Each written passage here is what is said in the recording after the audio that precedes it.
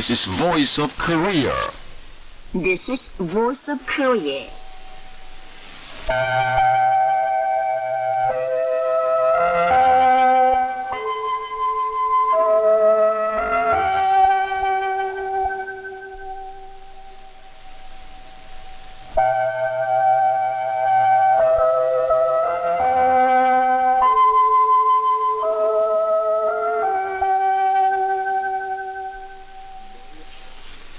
This is Voice of Korea. This is Voice of Korea.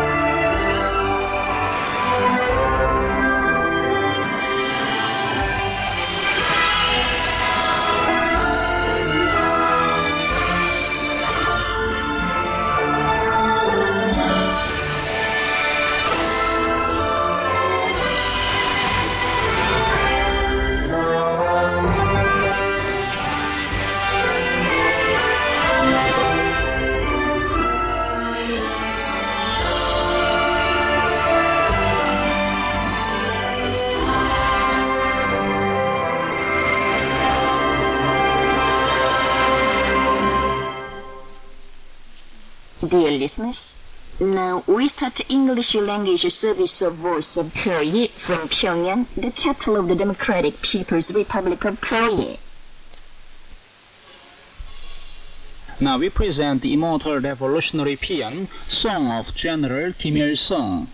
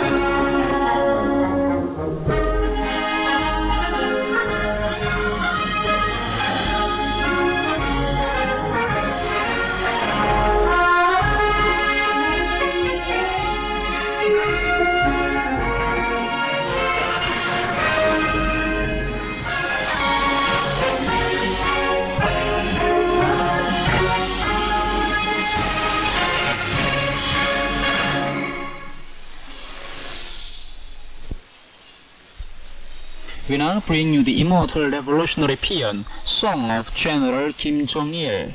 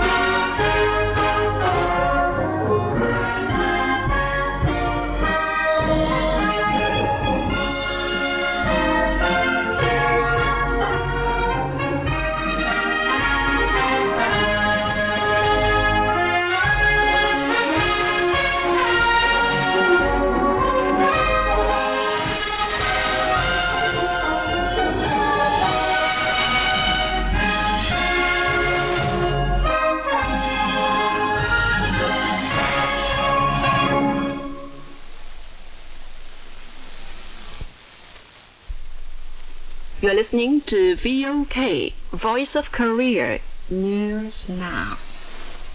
The Workers' Party of Korea Publishing House brought out Volume 40 of the enlarged edition of the complete collection of Kim Il-sung's works, The Library of the Immortal Idea, which compares famous works of the great leader Comrade Kim Il-sung in chronological order.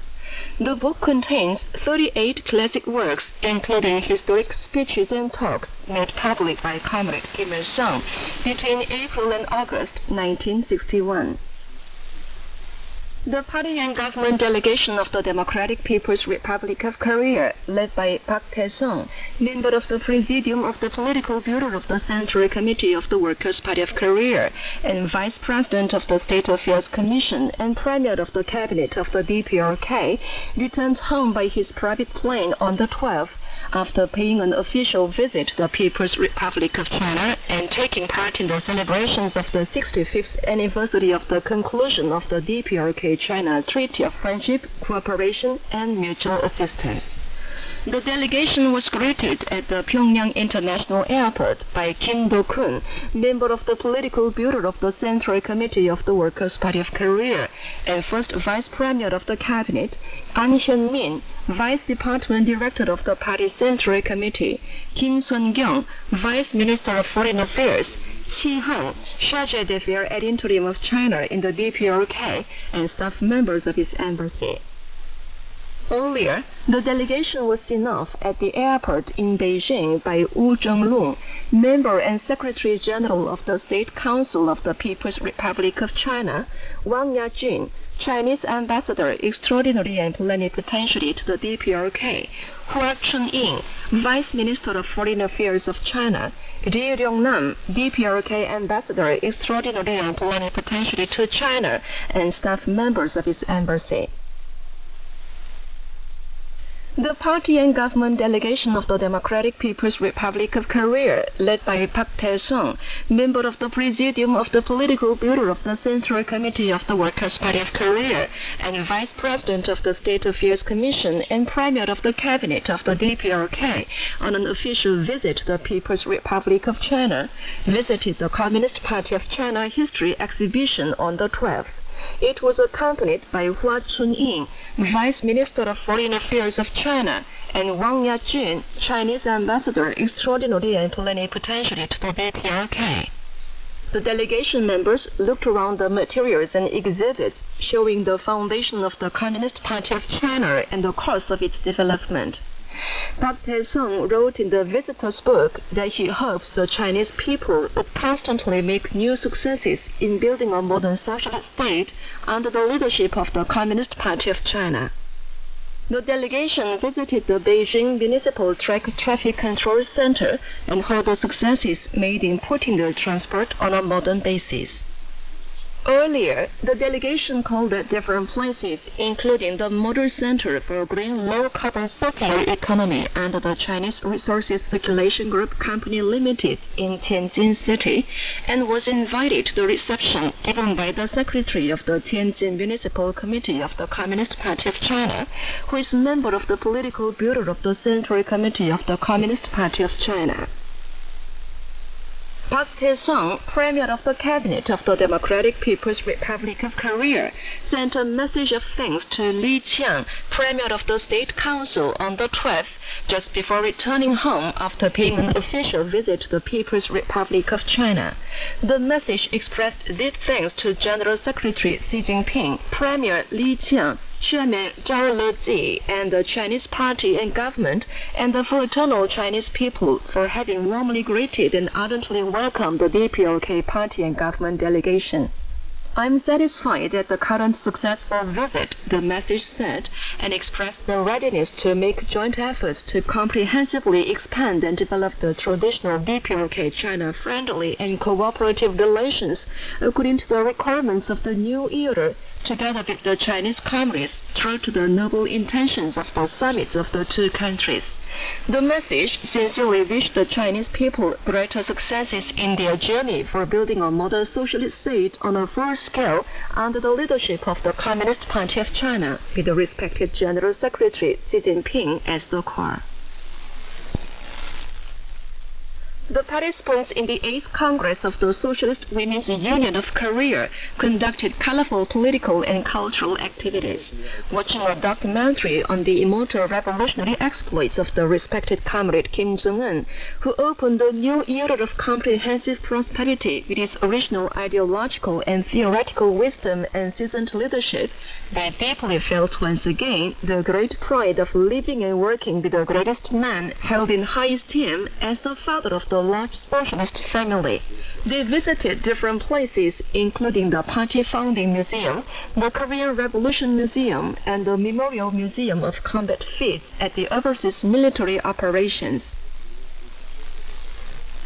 All parts of the country give top priority to defending the lives of the people and their security, and intensify the work to find out all the discontinuities and faults and immediately eliminate them to cope with the disastrous abnormal weather. The field of electric power industry is taking thoroughgoing measures to make the electric power structures and power transmission line systems secure under the condition that it is expected to rain a lot in the future. The Ranglong District Power Distribution Station in the city of Pyongyang goes round the power transmission lines for checkup more than 5 times a day and takes timely measures lest there should be abnormalities. A number of other stations in the Daedong Basin are controlling water in a more scientific way under the unified guidance of the group for controlling flood in the river Daedong. The Medium Barrage Station makes a scientific analysis of precipitation and inflow and further enhances its responsibility in the operation of the barrage lest there should be any damage by flood. Gyeongsang Province organized the practical training for guidance teachers of the city and county teachers in service training centers. The practical training dealt with methodological issues on enabling the guidance teachers of those training centers to give scientific instruction and guidance to the in-service teachers in their regions. Also introduced were the experiences of the guidance teachers of the Ganggae City Teachers In-Service Training Center, who set an example in applying new teaching methods to the educational practice. Officials and working people in the forest sector are actively conducting the work to produce more trees of good species and acclimatize them.